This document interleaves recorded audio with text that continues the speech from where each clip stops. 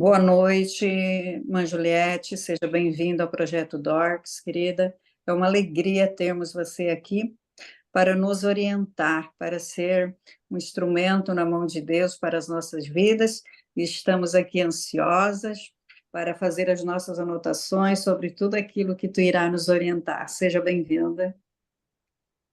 Amém. Obrigada. Muito obrigada, missionária Iracema. Muito obrigada a todas as meninas que estão aqui, que tiraram esse tempinho para se cuidar, né? Porque esse é um momento agora de autocuidado, né? Esse é um momento que você está tirando para você, né? Não é para outra pessoa além de você. Então, muito obrigada pelo convite. Eu me apresento. Meu nome é Juliette, como a missionária falou. Eu estou aqui do Alabama, nos Estados Unidos, com a minha família. Estamos aqui desde 2020. Eu tenho uma filha de 6 anos e um filho de 4. E Deus nos enviou para cá, para essa terra, para cumprir um propósito dele. E a gente tem rompido na dependência dele, né? Não é fácil, mas ele tem nos surpreendido e nos sustentado.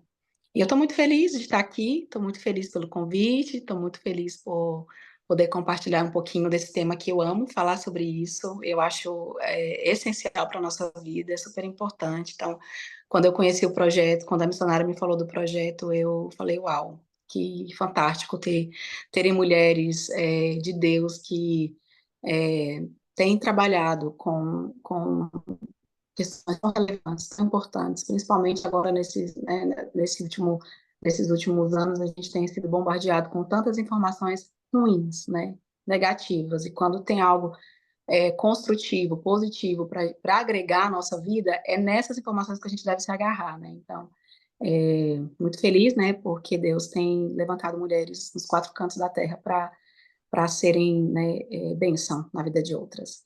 Então, vamos lá, né? Vamos começar, assim como a missionária falou, se você tem aí um caderninho, um papel, uma caneta, você pode separar, porque tem muita informação boa aqui. Se eu estiver falando muito, tiver muito difícil, tiver muito conteúdo, você me aponta, tá, missionária? Você me diz, porque daí eu vou diminuindo o ritmo. Não quero também trazer muita coisa que vá dificultar a mente de vocês, né? Meu objetivo aqui hoje mesmo é para ajudá-las, né? Então, vamos lá. Então, a gente vai falar sobre autoestima, né? E falar sobre autoestima é falar sobre nós, né? É falar sobre a sua pessoa, falar sobre você. Então, esquece qualquer outra pessoa que está à sua volta, esquece as outras pessoas, pessoas da sua família, seus familiares, seus amigos, pessoas de trabalho. É como se agora existisse a sua pessoa, você, porque a gente vai falar sobre você, a gente vai falar sobre nós, né? A própria palavra diz auto, né? Auto com U está relacionado a gente, né? A eu mesma, a mim, né? Estima, né? Autoestima é falar sobre o quê? Sobre o seu amor próprio, né? Como está o seu amor próprio? Como está, o quanto que você tem se estimado? O quanto que você tem olhado para você, tem pensado sobre você, tem cuidado de você, né? Então, referente a isso, nós vamos tratar. E eu já levanto uma pergunta aqui, reflexiva, porque vai ser um momento de muita reflexão. Deixa eu até olhar aqui meu horário só para não passar, tá? Só para ter uma ideia. São uma média de 40 minutos, né?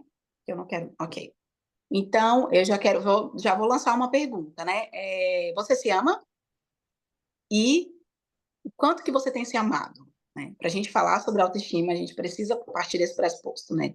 Eu me amo e o quanto que eu tenho me amado? Como que tem sido esse amor? Como que esse amor tem sido expresso de mim para mim mesmo, né? Como eu tenho vivido esse amor e é, demonstrado esse amor para minha própria pessoa, né? É tão estranho às vezes falar dessa forma, para muitas pessoas parece muito filosófico, porque a gente vive, principalmente nós mulheres, né, que temos a tendência de ser multitarefas, a gente vive parece que sempre para o outro, né?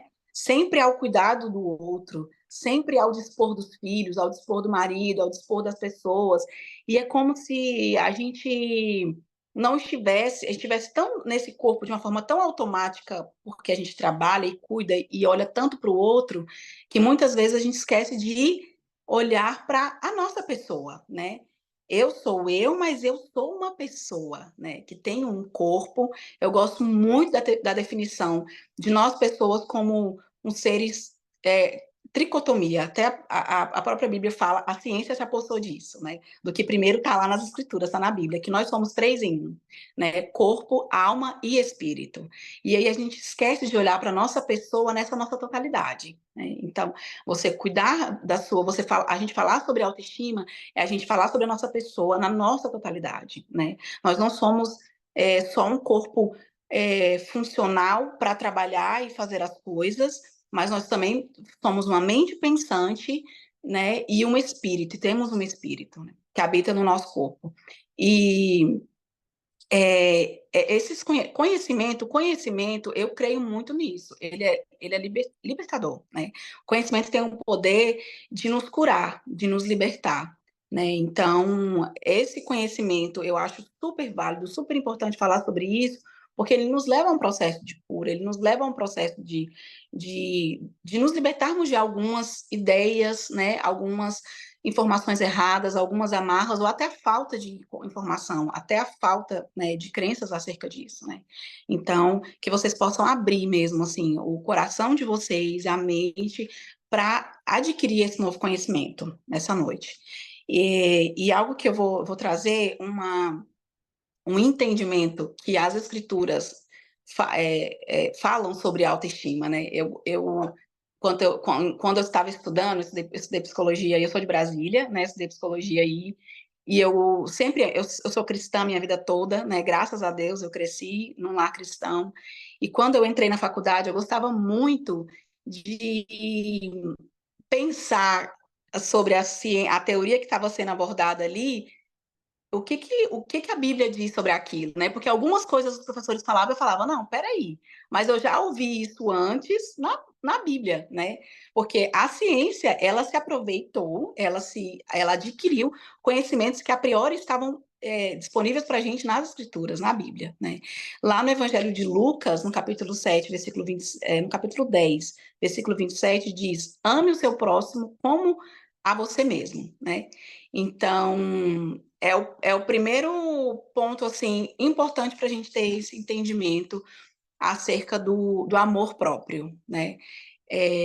Não tem como a gente amar, né? O ensinamento para amar o outro, é necessário que você se ame primeiro, né? Então, a medida da gente amar o outro é a medida com a qual nós nos amamos. A medida de cuidar do outro é a medida com a qual eu cuido de mim mesma. A medida de perdoar o outro é a medida com a qual eu me perdoo, né? Então, a autoestima saudável, eu gosto de usar muito esse termo, a autoestima saudável, ela está muito relacionada a o quanto eu me amo, o quanto eu cuido de mim e o quanto é necessário, né, que eu me ame primeiro, que eu cuide de mim primeiro e que eu me perdoe para fazer isso com o outro, né? E a gente se volta à Bíblia, ela nos dá esse ensinamento, né? De que os 2 primeiros mandamentos primeiro, amar a Deus sobre todas as coisas, né? E amar o próximo como nós nos amamos, né? Então, é necessário esse olhar para mim, para eu fortalecer esse amor por mim, para eu conseguir doar e dar isso ao outro, né? Então, autoestima é estimar você mesmo, estimar a sua pessoa, é a capacidade genuína de reconhecer sem medo nem vergonha as forças e virtudes que possuímos, né? Eu frisei muito aqui a questão do medo e da vergonha, que a gente vai ver aqui um pouquinho mais para frente, que são as duas principais emoções de quem vive uma autoestima baixa. São as duas principais emoções que paralisam, que nos travam e que nos colocam num lugar de adoecimento emocional, né? E então vamos pensar também vamos pensar numa balança. Eu gosto muito de trazer essa imagem, né? A nossa vida deve ser uma balança. A gente deve pensar na nossa vida como uma balança no sentido, o que a balança busca? Ela busca um equilíbrio, né? Então, a gente precisa caminhar na nossa vida, viver aqui na busca desse equilíbrio, né? Então, se eu me estimo demais, se eu me amo demais, se eu faço tudo que é demais, eu amo essa frase, tudo que é demais sobra, né? Então, algumas pessoas têm um pouco de um preconceito em relação à autoestima por conta disso, porque fala, mas a gente não pode se amar em demasiado, a gente não pode valorizar, porque isso já pode se tornar um egoísmo. Há pessoas né, que se amam, são pessoas egoístas. Aí a gente para aí, não, né? Vamos voltar e vamos pensar na questão da balança. Para tudo na nossa vida, em todas as áreas da nossa vida, a gente precisa de quê? Equilíbrio, né? Então, em relação a se estimar também, né? Porque quem se estima muito e percorre esse caminho de uma forma muito demasiada, está mais próximo a um adoecimento psíquico bem disfuncional, por exemplo, como o narcisismo, né? Que carrega já algumas questões aqui, alguns egos, né? Alguns egocentralidades. Então, a gente precisa do equilíbrio para tudo na vida, né? Então, quando eu ouço essa questão de não, tem que ter o cuidado nessa questão do amor próprio, sim, tem que ter o cuidado em relação ao amor próprio, assim como a gente tem que ter cuidado com tudo na nossa vida, né? A gente tem que ter cuidado com a alimentação, né? Porque se eu como demais e como coisas que são prejudiciais para mim, eu vou estar prejudicando meu corpo, né? Eu vou estar descompensada, a balança vai ficar, né, descompensada. Se eu trabalho demais, tudo que a gente faz demais não é bom, né? Vai automaticamente se tornar negativo para a nossa vida. E então, vou trazer para vocês a diferença aqui para a gente entender melhor esse caminho que é do demais, né? O demais, ele leva à questão de você ser ególatra. O que é o ególatra? Aquele que endeusa a si mesmo. Não é sobre isso que a gente está falando, né? O egoísta, o egoísmo, que é o avarento, incapaz de amar ao próximo, né? Ele se ama tanto, tanto, tanto, que ele não é capaz nem de, né, amar ao próximo. Já ficou totalmente descompensado, né? A balança já tá totalmente fora de equilíbrio. E o egocêntrico, que é incapaz de reconhecer pontos de vista diferentes do dele, né? Então, isso já é um outro lado disfuncional do excesso né, da autoestima. E sai do que é ter uma autoestima saudável e vai para um processo doentio. Isso é quase que, vou arriscar aqui, que não é algo muito comum. O que é mais comum? Eu acredito que na sociedade brasileira, que a gente vai falar sobre a diferença de viver isso aqui, a autoestima em mulheres brasileiras, comparado com a minha visão, por exemplo, das americanas. É, mas eu acho assim que esse lado que eu falei do muito, né? Muito se estimar, muito se amar, é a minoria, porque a maioria do que a gente tem visto e vivido hoje é a questão da autoestima baixa, né? Que já está do outro, no outro, na outra extremidade. Então, amar a si mesmo é considerar-se digno do melhor, né? É fortalecer o respeito próprio e dar-se a oportunidade de ser feliz pelo simples fato de estar vivo. É ser amigo de si mesmo, né? Amar é se perdoar, amar a si mesmo é se perdoar. Se acha chato, se a gente se acha chato estar conosco, né? Se a gente não suporta a nossa própria presença, por exemplo, pessoas que têm dificuldade de estar sozinho, né? É algo que precisa levantar uma alerta, né? Porque isso pode ser característico da falta de amor próprio, né? Porque quando a gente a gente se ama, a gente ama a nossa companhia. E não vai ser ruim estar sozinho. Vai ser uma oportunidade para aproveitar, né, o fato de estar sozinho para descobrir e me curtir, né? Eu acredito que a maioria de nós aqui, né, mulheres mais maduras e que têm muitas responsabilidades, acho que até gosta disso, né, quando está sozinho, porque são poucas as oportunidades que tem de estar sozinho, né? Eu adoro também, porque é um momento de descansar, de fazer as coisas que eu gosto, de cuidar de mim. A gente só tem que ter o cuidado para não, quando está sozinho, para não ir para também a trabalhar só o cuidado do outro, que a gente consegue fazer tanto isso, né? Cuidar do outro quando está na presença dele, também cuidar do outro quando não está na presença dele, né? Tipo, meu filho, meu marido não está aqui, vou aproveitar, vou lavar as roupas, vou faxinar a casa, a gente tem que fazer essas coisas? Tem. Mas a gente tem que separar os momentos para nós, né? Para o nosso cuidado, né, para nos curtir, para nos aproveitar, porque isso nos leva voltando, né, lembrando da balança, nos leva a estar em equilíbrio saudável, né? Porque tudo que é demais, o cuidado excessivo com a casa, com os nossos familiares, sobra. É ruim, pode ser ruim para a gente, né? Porque vai para aquele lado de a gente esquecer da nossa pessoa. E algo que a gente precisa estar atento é a questão da autocrítica construtiva e da autocrítica cruel, né? É um ponto para a gente pensar, porque quem tem dificuldade nessa questão do amor próprio, geralmente vai fazer uma autocrítica muito cruel acerca de si mesmo, quando erra, né? Quando fraqueja. E aceitar o sofrimento útil e necessário da nossa vida, do nosso dia a dia, é diferente de nos habituarmos à dor, né? Então, é, a gente precisa aprender para caminhar, para continuar nesse caminho de construção saudável, a fazer autocríticas construtivas acerca da nossa pessoa. Isso é um ponto do amor próprio, né? Quem se ama é capaz de fazer autocríticas construtivas quando erra, quando falha, quando fraqueja, ao invés de ser cruel consigo mesmo. Como que é esse ser cruel? Você prática falar coisas negativas acerca de si mesmo, né? Por exemplo, ai, nossa, que estupidez a minha, como eu, né, fui estúpida, que burrice ter cometido esse erro novamente. E você não leve, mas a pessoa, quando há essa dificuldade de construir positivamente a partir de algo ruim que aconteceu, né, e de se amar, essas autocríticas elas podem ser cruéis e muito doentias, né? Nos adoecer. Então tem que ter esse cuidado.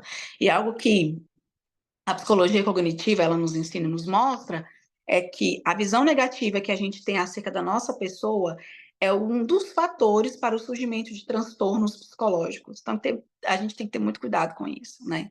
Todos nós estamos suscetíveis, né? Todas nós estamos suscetíveis a ter adoecimentos psíquicos, assim como nós temos adoecimentos fisiológicos, né? Porque lembrando, nós somos o quê? Corpo, alma e espírito. Não dá para esquecer do fato de que os adoecimentos psíquicos, eles são reais. A depressão é uma doença, né? É real. Então, a gente tem que cuidar, assim, por exemplo, a gente cuida para não ser hipertenso, como? Diminuindo o sal, né? A gente cuida para não ser diabético, como? Diminuindo o açúcar. A gente cuida para não estar num estado de adoecimento psicológico, como? Dentre várias coisas, não tendo uma visão negativa acerca de si mesmo, não falando coisas negativas acerca de si mesmo, preservando os pensamentos, né, para que eles não se tornem negativos, porque as falas, os pensamentos, os comportamentos negativos acerca da nossa pessoa podem sim nos levar a transtornos psicológicos, principalmente nesse mundo que a gente está vivendo hoje em dia, nessa sociedade adoecida, né? Na sociedade que está sendo tão bombardeada por, por questões que a internet traz, né? A internet tem entrado nas nossas vidas, tem trago a tecnologia no geral, tem trago muitas questões negativas, né? Então, precisa sim ter esse cuidado se a gente está sendo muito negativo, com muito pensamentos negativos, falas negativas, isso, peraí, opa, né? É um sinal para estar em cuidado, né? E ponderar.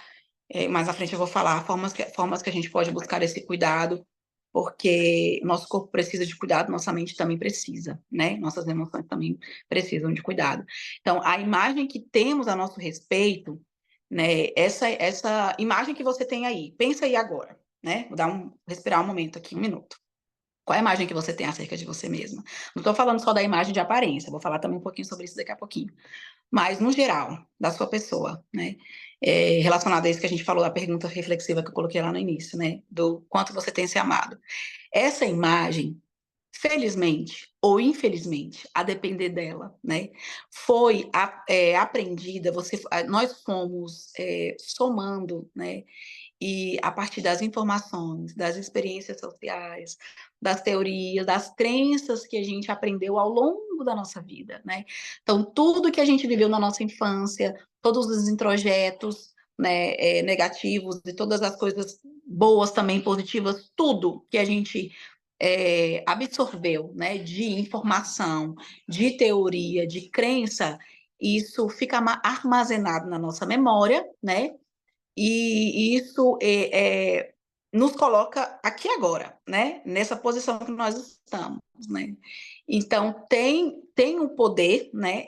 Essas informações, essas crenças têm o poder de ditar quem nós somos, né? E a forma como a gente se ama, a forma como a gente lida com com a nossa pessoa. Mas uma notícia boa é a gente ter a oportunidade de ressignificação, né? Nós temos assim como o nosso corpo tem algo chamado homeostase, que é o equilíbrio natural do corpo, né? Ele tenta se equilibrar questões internas com questões externas para a sobrevivência, né? Nosso corpo ele tem uma sabedoria, ele tem ele tem né? Ele busca esse seu próprio ponto de equilíbrio naturalmente, às vezes a gente sem perceber, estão acontecendo os processos aqui dentro para isso, né? A gente também tem essa oportunidade de ressignificar essas informações e crenças muitas vezes negativas. Às vezes você viveu questões pesadas na sua infância, na sua adolescência, né? Como abusos, violência, né? Muitas questões que, infelizmente, acabaram te colocando numa posição de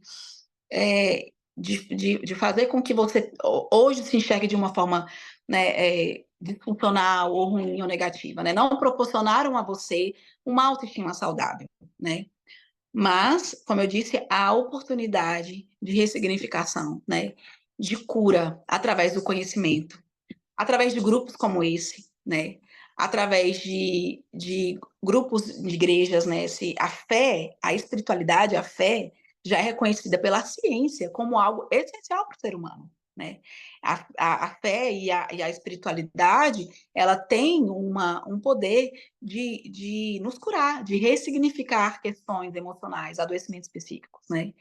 Então, há uma oportunidade dada a nós, né, de buscar a profissionais da saúde mental capacitados para nos levar a esse processo também, né, de ressignificação, de cura. Então, a gente vai entrar agora falando um pouco sobre a autoestima baixa, né, para a gente entender em qual ponto talvez estamos, o que precisamos melhorar, onde precisamos avançar, né. A autoestima baixa, ela não é algo palpável, né, nós sentimos de forma indireta, por meio de várias emoções associadas a ela, e sobretudo duas que eu falo aqui agora, assim, que são as mais fortes, talvez, o medo e a vergonha, né? Como toda emoção, o medo e a vergonha, eles se manifestam a nível físico, né? Então, algo que pode nos responder se a nossa autoestima está negativa e baixa é a forma como a gente lida com esse sentimento, com essas emoções, medo e vergonha no nosso corpo, né? Porque ele vem para o nosso corpo através de alguns sintomas. Por exemplo, em algumas situações que você precisa, algumas situações de decisão, algumas situações importantes na sua vida, no trabalho ou em locais que você precisa se colocar, né, se posicionar, se você sente que o seu corpo apresenta alguns sintomas que você não consegue identificar, por exemplo, como não consegue entender. Falei, não foi a palavra identificar, entender. Por exemplo, formigamento, palpitações, pressão no peito, falta de ar, tremores ou sensação de paralisia, né? Essas são sensações características de que o medo e a vergonha têm o poder, né, de mexer, de trazer para o nosso corpo, né? Então, às vezes a gente pensa que emoção e sentimento tá só na cabeça, tá só no coração, né? Porque a gente fala coração, mas na verdade a mente, né, tá ligada à questão neurológica. A gente pensa que o medo, a vergonha e tal, tá só aqui. Não, como todos os sentimentos das emoções, o amor, por exemplo, né, que é uma emoção, que é um sentimento, ele é expresso, né? Ele vem para o nosso corpo. O nosso corpo, ele mostra, ele reage, ele expressa. Então, o medo e a vergonha, eles podem ser expressados através desses sintomas aqui que eu disse, né? Formigamento, palpitação, pressão no peito. Então, sentir medo ou vergonha de forma demasiada, de uma forma... porque medo e vergonha todo mundo sente, né? Faz parte. E nenhuma proporção, vamos voltar para a balança, né? Nenhuma proporção equilibrada, ele é necessário, né? Por exemplo, a gente precisa sentir medo daquele carro passando para proteger a nossa vida, para a gente não ir, né? Tem um medo saudável, né? O medo necessário, o medo essencial para a própria sobrevivência, que nos protege. E a vergonha também é algo que faz parte da nossa vida. Então, mas se eles estão demasiado, ou seja, pensa, descompensado, né? Essa balança está muito, né, despencada. Ele é um indicativo de que nós temos pouca confiança em nossas capacidades ou enxergamos pouco valor em nós, né? Assim como pode ser indicativo de outros adoecimentos psíquicos, como ansiedade, né? Como outros transtornos, depressão, ele também é um indicativo de que talvez a nossa autoestima não esteja elevada, né? Talvez a nossa autoestima não esteja saudável, né? Talvez a nossa autoestima esteja o quê? Né? Despencada, caída, baixa. Em alguns momentos da nossa vida vai estar? Sim. Em certa medida é normal? Sim, né? Por exemplo, vamos pensar no puerpério, né? A minha autoestima no puerpério estava bem baixa, bem despencada. Por quê? Outras coisas também estavam envolvidas. A química, os hormônios, né? A questão de mudanças corporais, né? Uma enxurrada de coisas que acontecem. Você pode pensar aí na sua vida também, em alguns momentos que a sua autoestima esteve baixa. A questão se está demasiado, se está demais, por um tempo muito prolongado, né? Isso que deve ser que deve, né, deve ter a nossa atenção, deve ser cuidado. Não é bom, não é normal, não é saudável que esteja assim, né? Descompensada, baixa. Então, se esses sentimentos, quando você se vê em situações de sentir medo, né, de pessoas ou de ambientes, ou de se posicionar, de falar em público, ou vergonha, né, de também dessas situações que eu disse, se você se vê assim de forma muito recorrente, né, e forte, a ponto de vir para o seu físico e provocar esses sintomas que eu disse, essas sensações que o nosso corpo sente, aquela, né, a sudorese excessiva, frio na barriga que dói, que parece que o seu coração vai sair pela boca, né? Formigamento, tem pessoas que começam a sentir formigamento tão forte na mão, né? Que sente que parece que a mão ou tá pegando muito fogo, né? Tá muito quente, ou ela tá se travando, né? Tem sensações assim. Se isso é muito recorrente, como eu disse, deve ser, né? Deve ter um alerta, sim. Deve ser cuidado, sim. Porque para caminhar para um transtorno psíquico mais grave, maior, né? Assim, é muito mais fácil, né? Pode acontecer. Então, vamos lá. Caminhando aqui nesse conhecimento, vou falar com vocês 4 pilares que, de forma geral, configuram a autoestima, para a gente entender um pouco melhor, mais ainda, isso aqui. Porque, na prática, esses pilares estão mesclados, né? Mas para fins didáticos aqui agora, para né, esclarecer para vocês, e a gente vai analisar eles de forma separada. Um dos pilares, o autoconceito. O que você pensa, o que é o autoconceito? É o que você pensa acerca de você, acerca de si mesmo, né? Quais são os seus pensamentos acerca da sua pessoa, né? Às vezes é difícil a gente parar para pensar, né? De falar, uau, o que eu penso acerca de mim? Porque a gente pensa tantas coisas acerca das pessoas, né? Às vezes parece tão fácil a gente ter esse olhar para, né, para o outro, para as pessoas, mas falando da autoestima, a gente está falando sobre quem? Sobre nós, né? Vamos voltar para a nossa pessoa. Então, agora eu vou falar algumas coisas aqui, você não pensa, treina a sua mente para ela não ir para o vizinho, para ela não pensar no outro. É sobre você, é sobre a sua pessoa. Então, um dos pilares, o autoconceito. Então, algo que a gente tem que tomar cuidado aqui. O cuidado é quem eu sou, né? O que eu sou e como eu me comportei, né? Porque às vezes a gente se conceitua de uma forma negativa a partir de um comportamento. Ou seja, é, por exemplo, vamos supor que no final dessa reunião eu vou ter um momento reflexivo de pensar como é que foi a minha postura aqui com vocês. E vamos supor que eu diga assim, como para mim, eu sou eu sou terrível, né? E olha a outra forma, eu me comportei de uma forma estranha, né? Então, o peso do eu sou e o peso do eu me comportei, né? Você, por exemplo, teve um momento, pensa aí você numa situação nessa semana, você teve um momento que foi é, forte para você, né? Difícil, decisivo, importante para você. E talvez você teve esse autoconceito, né? Eu sou.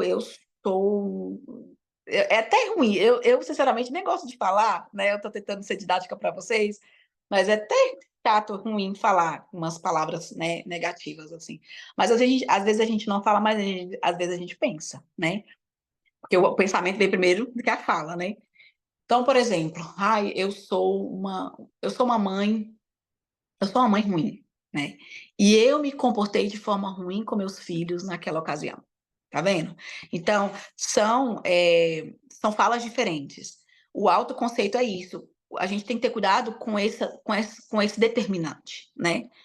É, porque a gente não é um ser fechado. Primeiro é isso, que a gente não tá acabado, né? Nós somos inacabados. A gente tem a possibilidade de mudança, de ressignificação, de crescimento, de melhoria, graças a Deus, né?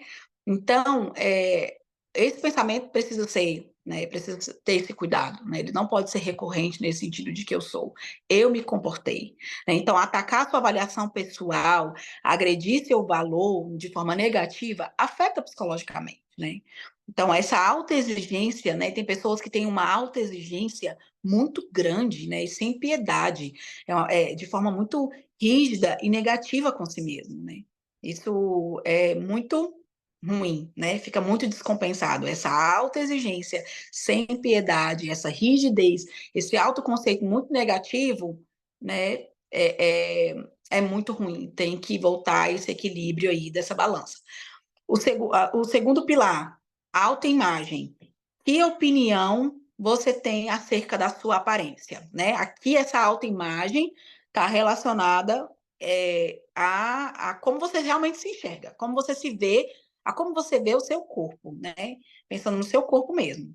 Pensa em você na frente do espelho, né? Então, como você olha para você, como você se enxerga, como você vê a sua imagem, o que a sua imagem transmite para você, qual é o seu pensamento acerca da sua imagem, né?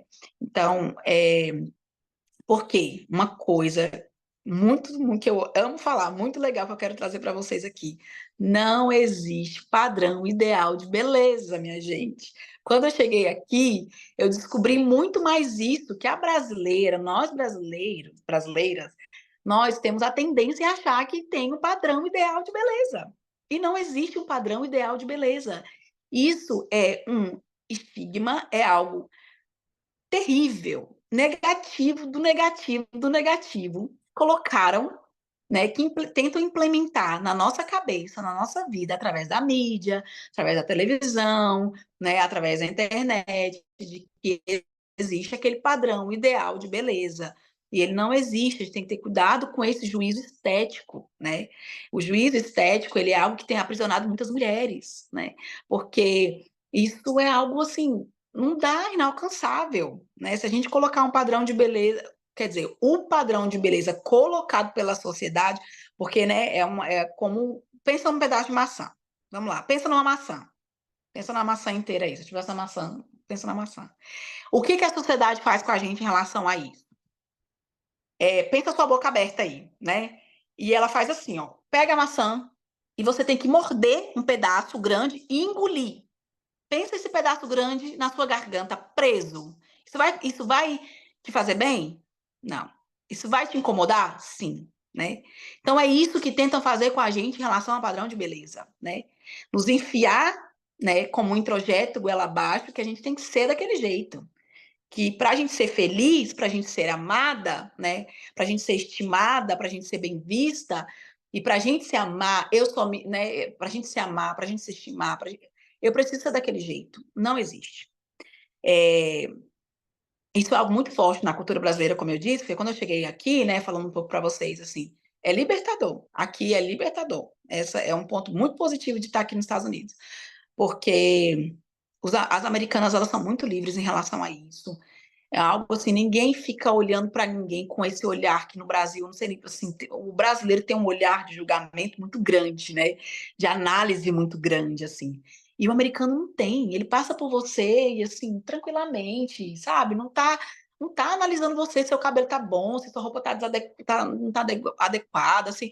Só para vocês terem ideia, pessoas aqui vão ao supermercado de pijama e crocs e pantufa e tudo bem. Tipo assim, no inverno, principalmente. Não falam, né, baby dollzinho não, pijamão, porque a galera gosta de aquelas coisas largona, grandona mesmo. porque ninguém fica nesse julgamento, não tem esse padrão, sabe? Ao mesmo tempo, tem mulheres que andam com cabelo bonito, impecável, mas com uma roupa simples, né, normal, assim. Então, é algo que eu achei muito interessante, as brasileiras que estão aqui acabam que aprendem muito, a gente aprende muito, é muito influenciado por isso, porque é totalmente inverso do Brasil, né? O Brasil, a depender ainda da cidade que você está, do meio que você convive, né, isso pode ser muito mais forte, né? Então, essa questão da comparação, né? A gente tem que ter muito cuidado com o peso da comparação. A comparação é um dos fatores, eu tenho total, assim, certeza disso, porque tem saído estudos e estudos que afirmam isso. A comparação, ela tem sido um dos principais fatores de adoecimento emocional na nossa sociedade hoje em dia. Por quê? Porque através do quê? Da mídia social, das mídias sociais. Através do Instagram, do Facebook, dessas, né, das redes sociais. Porque é algo que a gente não tem essa força e esse controle total, né? Tipo assim, eu vou lá, vou ver a vida da fulana e aquilo não vai me influenciar de jeito nenhum. A gente não tem esse poder, a gente não consegue, né? A forma como a gente consegue é não vendo. Agora, se você vê, de uma forma ou de outra, você vai ser influenciado por aquilo. Por isso que o excesso de mídia social, de telefone, ele é negativo, né? A ciência já comprovou isso. Quanto mais tempo você fica consumindo conteúdos de mídia social, mais influenciado negativamente você vai ser. Infelizmente, quando a gente abre nosso celular para a gente ficar vendo stories e stories da vida das pessoas no Instagram, a gente está sendo. A gente tá mais propenso a a estar nos alimentando negativamente do que positivamente. As informações boas que a gente absorve, tem coisa boa? Tem informação útil? Tem. Mas, infelizmente, por mais que você siga pessoas legais, que têm conteúdos bons, mas o fato de você ver muito aquilo destoa muito da sua realidade. Porque cada um vive de uma forma, e as pessoas pregam nas redes sociais algo que de fato não vivem, né? É aquela questão do ideal e do real. Nas mídias sociais, as pessoas podem viver o eu ideal delas. O que é o eu ideal? Aquilo que eu gostaria de ser, aquilo que eu posso mostrar de belo, né? Então, eu mostro só as coisas legais na minha vida, né? Diferente do eu real. O que é o eu real? Essa é a realidade, é o seu momento quando, né, no seu dia a dia, no seu batidão. As pessoas mostram isso, não dá nem para mostrar, né? De certa forma, quando você está lá na peleja, faxinando a sua casa, na correria do seu trabalho, não dá nem para mostrar. A gente mostra que momento? Quando a gente está viajando, quando a gente está comendo fora, um prato bonito, quando está com, né, com a família. Então, as coisas negativas que a gente, né, o que a gente absorve nas redes sociais, infelizmente, né, vem mais de ruim do que de bom. Por isso que a gente precisa equilibrar isso na nossa vida, né? Se estamos em excesso de mídia social, de celular, de tecnologia no geral, se está muito descompensado, isso vai trazer um prejuízo emocional. Teve uma tem uma fobia, tem um manual assim como na medicina tem um manual de doenças fisiológicas, né? Tem um manual de psiquiatria e psicologia, ele chama DSM, que é o Manual de Transtornos Mentais. E lá nele tá todos os nomes e tal. E foi incluído, isso já tem quase uns 10 anos, acredito, que eu lembro que eu estava na faculdade quando o professor falou isso. Estava sendo incluído naquela época uma fobia chamado, que tem vários tipos de fobia, né? Fobia disso, daquilo, enfim. Aí tem uma nova que foi incluída chamada xenofobia, que é o medo de você estar, um medo fóbico, porque não é um medo, a fobia é um medo demasiado, né? Aquilo que já é um medo doentio. E foi colocado lá no DSM, no Manual de Transtornos Psiquiátricos e Psicológicos, a xenofobia, que é o medo de você estar longe do seu celular. Há pessoas que já estão sendo diagnosticadas com xenofobia, que é o medo de seu celular descarregar, ele perder, ele quebrar, ele sumir.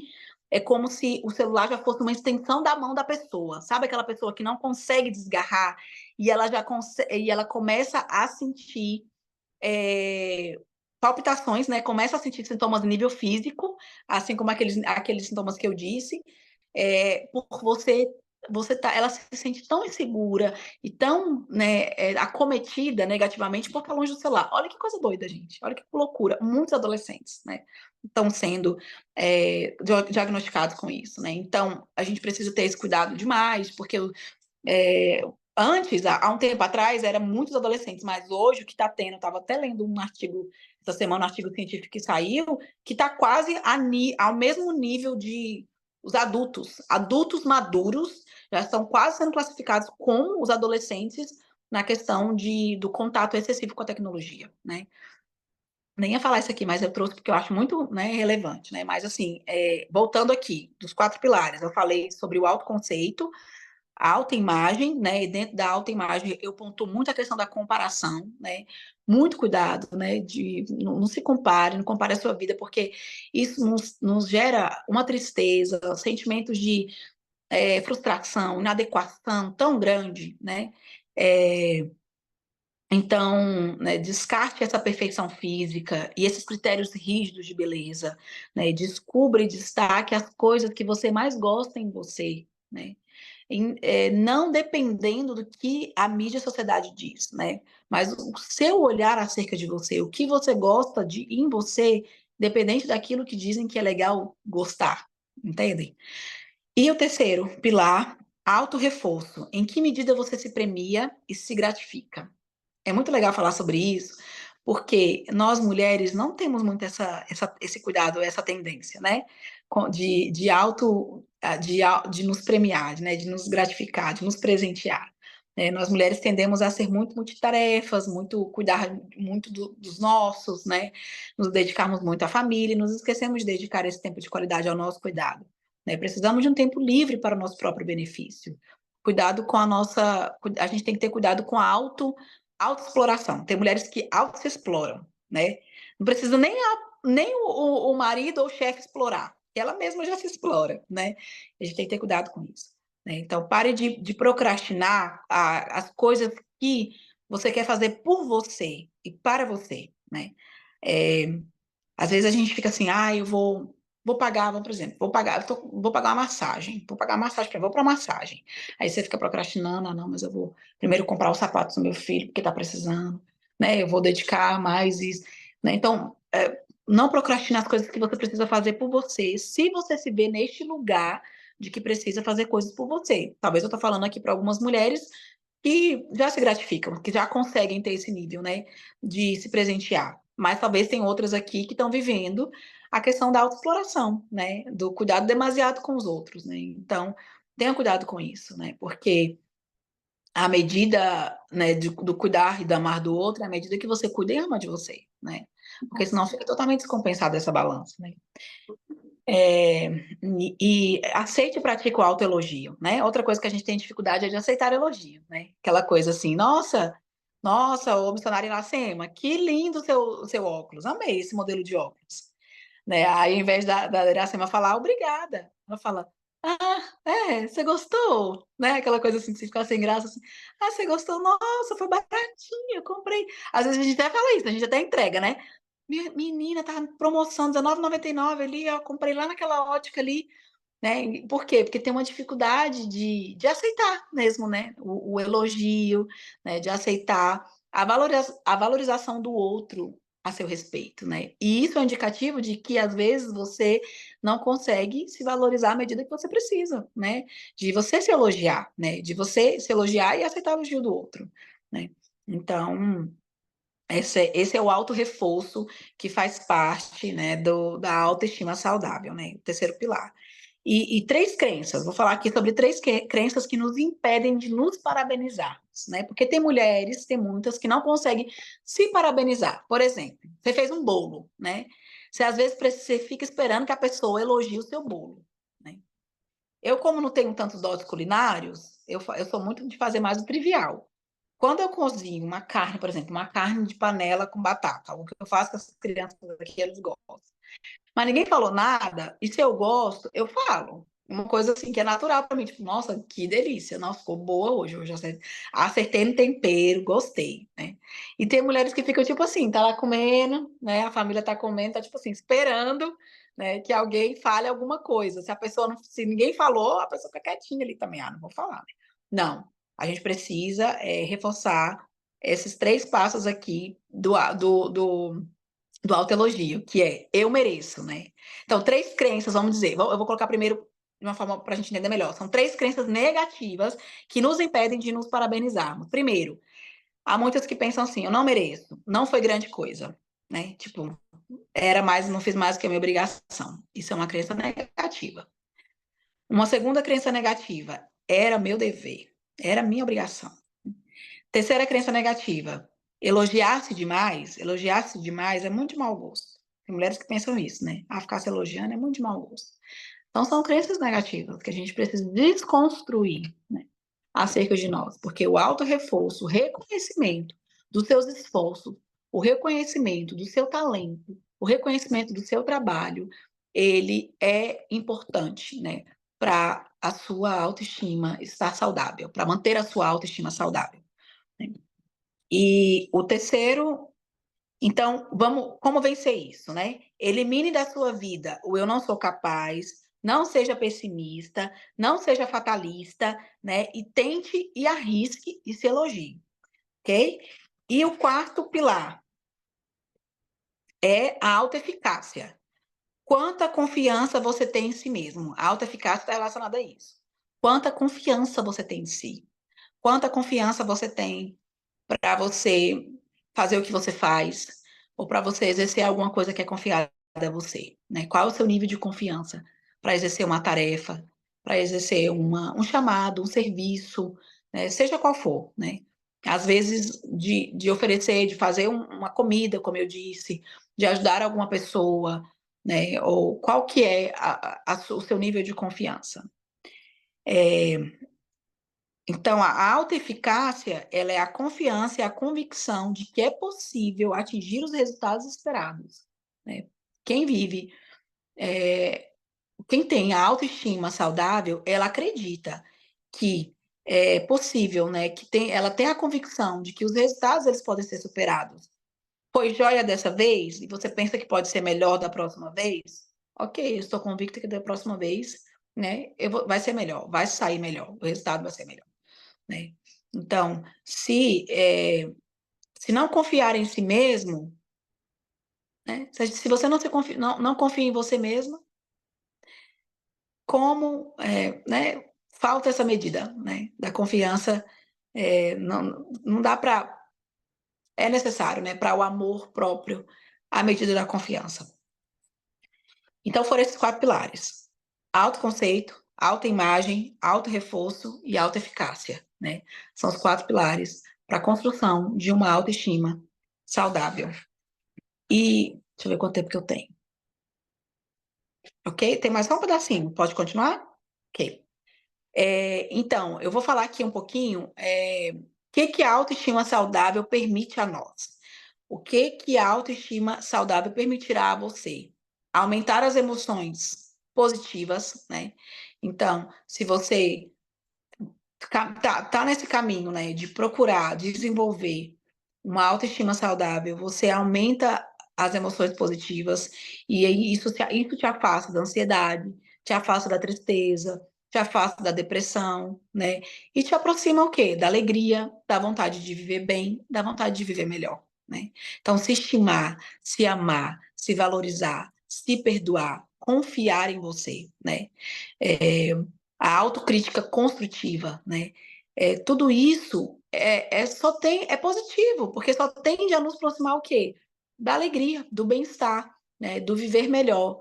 Porque se eu estou em um caminho de uma autoestima muito baixa, isso é muito mais propenso a me levar à tristeza, à ansiedade, né?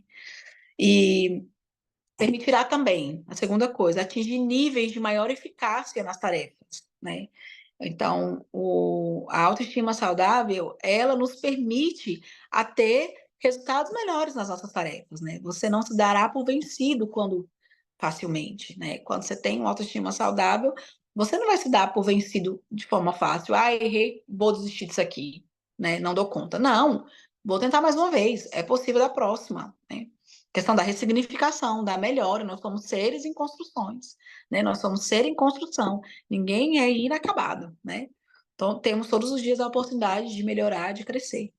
Então, é perseverar nas metas e se sentir capaz, né? E se sentir competente para alcançar aquela meta, né?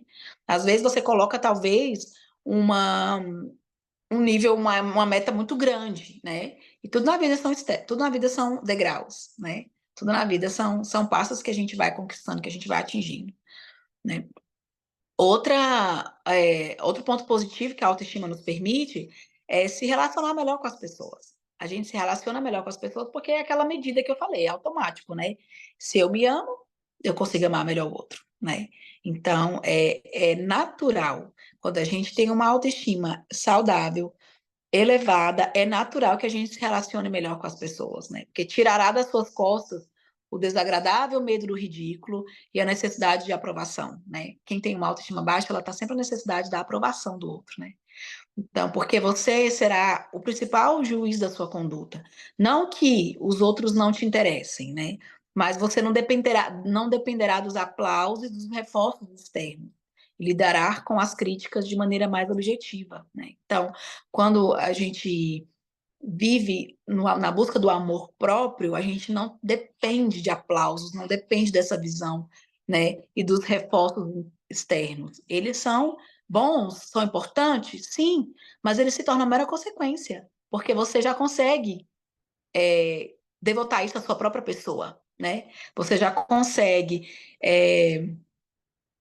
se interessar, né, pelas coisas que você está fazendo, pelos seus avanços, você consegue se aplaudir nos momentos que você acerta, você consegue também é, se perdoar nos momentos que você erra, né? Então, o que vem do outro, o que vem de fora, vai ser uma soma, né? Mas o principal, primeiro, quando a gente vive, né, esse caminho da autoestima, ele vem de nós, é natural, né? A gente não fica na espera pelo outro, né? Outro ponto que nos permite, que a autoestima saudável nos permite viver é amar, né?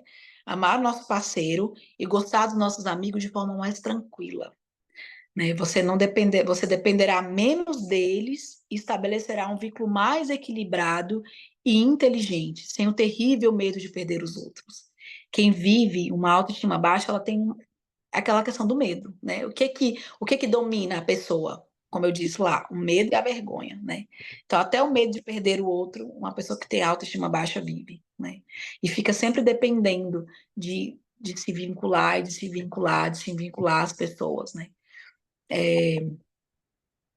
E o outro ponto, ser uma pessoa mais independente e autônoma. Você se sentirá mais livre, seguro para tomar decisões de dirigir sua vida, né? É natural, uma consequência de que quem tem uma autoestima saudável é viver de forma mais segura, né? De viver de forma mais para tomar decisões, né? Não precisar ficar tanto esperando a insegurança não tem a ver com quem tem uma autoestima saudável, né? Então, vou repetir isso aqui para vocês. Ter a autoestima saudável lhe permitirá aumentar as emoções positivas, atingir níveis de maior eficácia nas tarefas que empreende, relacionar-se melhor com as pessoas, amar seu parceiro e gostar de seus amigos mais tranquilamente, ser uma pessoa mais independente e autônoma. Nós temos só, né, a ganhar, né, só ganhos. Mas, às vezes, você pode pensar assim, então, estou precisando, né? Tá um pouco... Tem algum microfone ligado.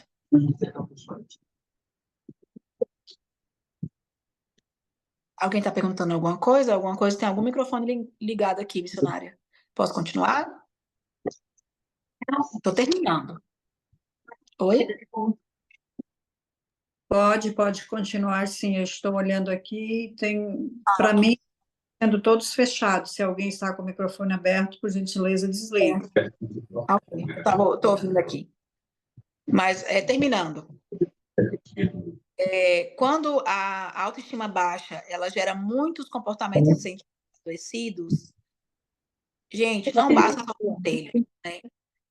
Uma pessoa que ela está com autoestima baixa, está numa no momento de vida, se sentindo, né, demasiadamente triste, deprimido, né? Estou falando deprimida, é diferente de depressão, tá? Deprimida é o excesso de tristeza, que é característico da autoestima baixa. Então, quando uma pessoa está nesse lugar, não basta somente ela ouvir. Pense positivo, vai dar certo, você consegue, né? Da mesma forma que não adianta ela ouvir, se você tem uma pessoa também, uma amiga, alguém que você conhece, que está passando por uma situação de autoestima baixa, também não adianta somente você falar essas frases, né? Essas frases bem clichês. Pense positivo, vai dar certo, né? Se ame, né? Porque quando está muito descompensado, né? Lembrando da balança, quando está muito descompensado, quando está muito baixo, baixo, baixo, gerando um adoecimento psíquico, emocional, não adianta a pessoa ir para frente do espelho apenas e dizer o quanto, né, dizer para si, você é linda, né? Não adianta somente isso, né? Há momentos e situações na nossa vida que a gente precisa de um cuidado maior.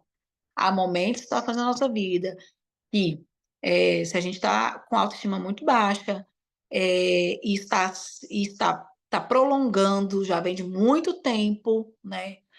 Assim como estar muito deprimido, estar muito ansioso, né? Se está muito prolongando, está muito, né, demasiado, não basta somente essas pensar positivo. A gente não tem como ter esse controle, né? Não tem como, né? Não é algo tão fácil, automático assim. É necessário uma desconstrução dessas crenças negativas, é necessário uma desconstrução, como eu disse lá atrás, né? As crenças negativas, às vezes, que vieram da nossa infância, das informações e de tudo que a gente absorveu, né? De negativo na nossa vida e acabou nos tornando, né? Acabou nos trazendo para um lugar de adoecimento. Então, não basta somente, né, falar para si mesmo, na frente do espelho, enfim, sozinho, tentar pensar. É necessário uma busca por um cuidado maior, né? Assim como eu disse que a gente precisa do médico para tratar algumas questões que o nosso corpo precisa, né? Momentos que o nosso corpo precisa de um cuidado maior. Estou sentindo uma dor muito forte aqui, enfim, eu preciso de um suporte do médico. Se eu estou sentindo uma dor emocional muito grande, eu também preciso de um suporte, de um cuidado, né?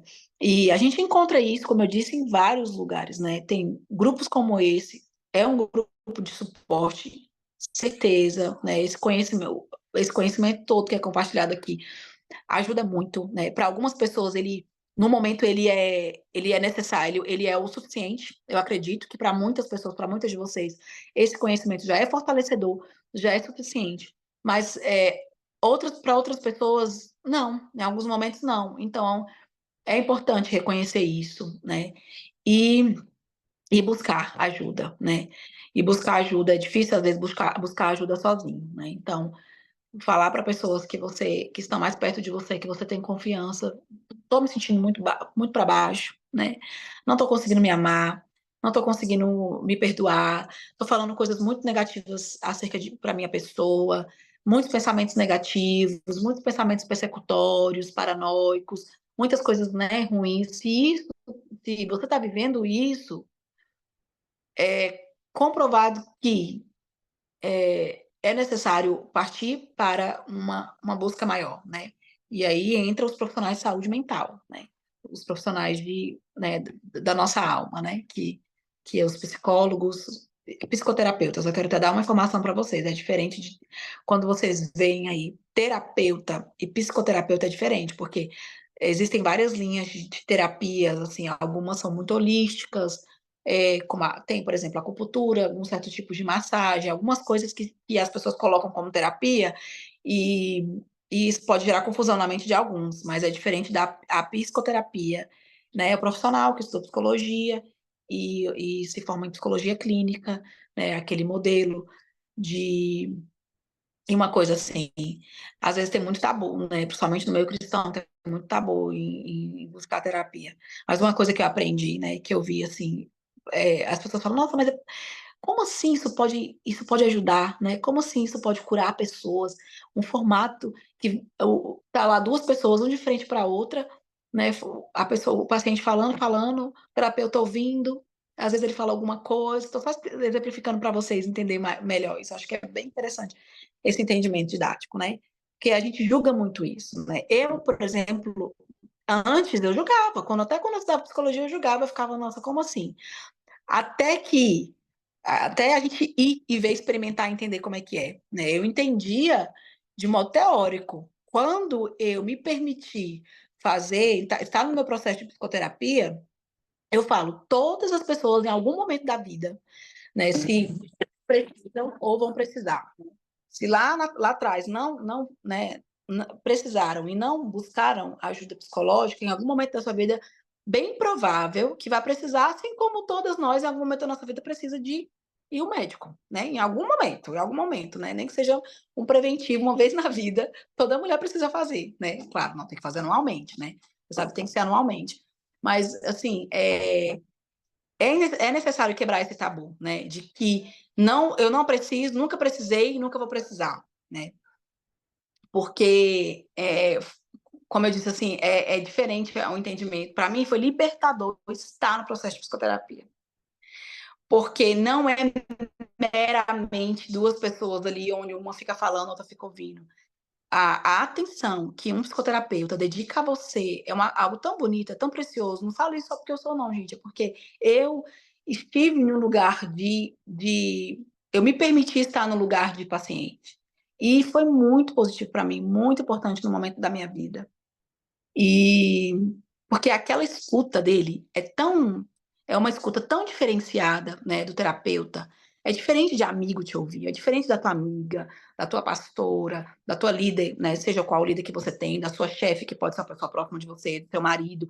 É diferente, né? Ele estudou para isso, né? Ele estudou para ouvir. A gente estuda para ouvir de uma forma, de uma escuta, né, a visão do terapeuta, a escuta dele, a atenção que ele te dá, meramente é curador aquilo ali. Às vezes você fez 2, 3 sessões, mas é algo que acontece naquele set, que a gente fala que é o setting terapêutico, aquele momento ali, né, é, que é muito, muito importante, é muito bom, né? Então, eu fortemente deixo para vocês, indico sim, né? Se você se vê, né, necessitando, né, precisando, necessitando, ou se você se vê em algum momento da sua vida, não hesite em buscar, né? É uma forma de autocuidado, né?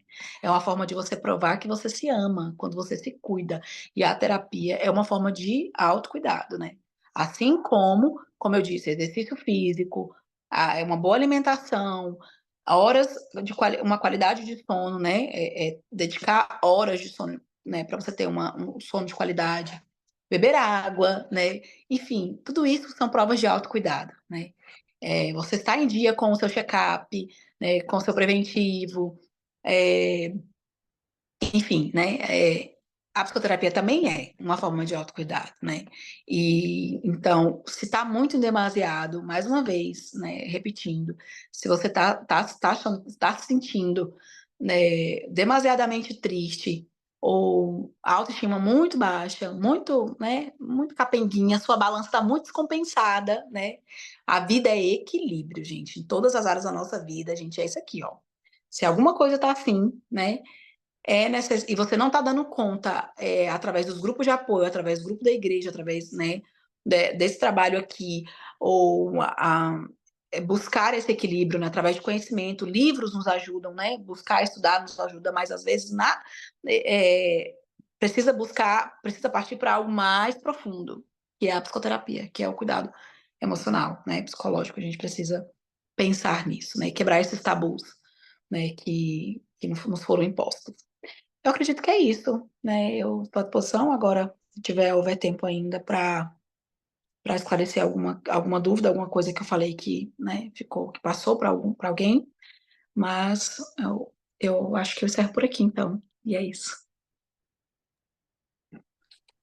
Nós agradecemos de coração, mãe Juliette, por estar aqui, né? Hoje, não só como uma irmã em Cristo, mas como psicóloga, né? Trazendo esses esclarecimentos, trazendo essa autoajuda, não só a nós que aqui estamos, mas para as outras que vão assistir depois, que tem muitas que não conseguem estar aqui neste momento. e pode ter certeza que tudo aquilo que você falou foi muito bem recebido por nós. Eu sempre falo, né, para o palestrante, que o nosso chat ele é praticamente zero, porque os integrantes do grupo gostam muito de prestar atenção naquilo que está sendo palestrado, né? A irmã Simone comentou ali que ela fez terapia por 1 ano, né? E isso para ela foi libertador. E eu também sempre aconselho, precisou, corre atrás, pede ajuda, porque é algo que é necessário. E nós estamos aqui dentro deste projeto que Deus nos deu, que é uma mulher curada, uma geração abençoada. E para se ter uma geração abençoada, nós temos que estar curadas, temos que estar libertas de tudo aquilo, né? Aquilo que aconteceu até nós tem que ser quebrado, tem que ser destruído, tem que ser lançado fora, para que a partir de nós a geração mude, a geração seja abençoada, né? Como disse você, aquilo que aconteceu no passado tem que ser cortado. Tudo aquilo que nos liga a sofrimento tem que ser cortado para quê? Para que isso não passe para a nossa geração. Né? Eu conheço mulheres que já estão aí, eu conheço três, já está na terceira geração com o mesmo problema, mas só que assim, ó, não são só as 3 gerações, quantas gerações já teve no passado para chegar até essas 3, né? E a gente explica, a gente tenta fazer tudo aquilo que a gente pode, né? Mas cada um também tem que fazer a sua parte, tem que buscar ajuda, né?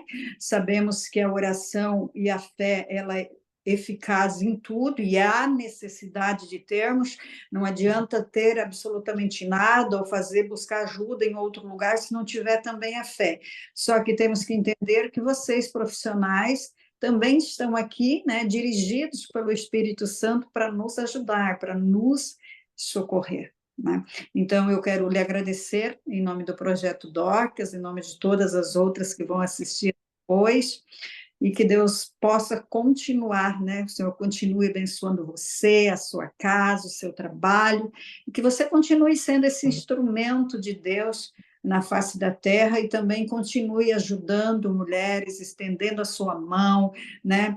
E sabemos que não foi só esse tempo que você ficou aqui, mas sim todo o tempo que você buscou, que você estudou, né? Eu sempre digo para elas no grupo, né? Não é só o 40 minutos, não é só 1 hora, né? Existiu uma Juliette que foi atrás, que estudou, que se preparou para estar aqui juntamente conosco. Querida, muito obrigada. Eu que agradeço. Uma honra minha. Obrigada a você pela oportunidade. Agregou a mim também, né? Porque quando a gente compartilha, quando a gente, como você disse, estuda, né? Para mim foi, voltei um pouco, né, para esse estudo que é algo que, né, já tinha um tempo que eu não lia sobre. E então, para mim, reviveu algumas coisas em mim também, me ajudou. Então, eu também fui muito abençoada com essa partilha nossa aqui, e eu que agradeço. Amém, amém.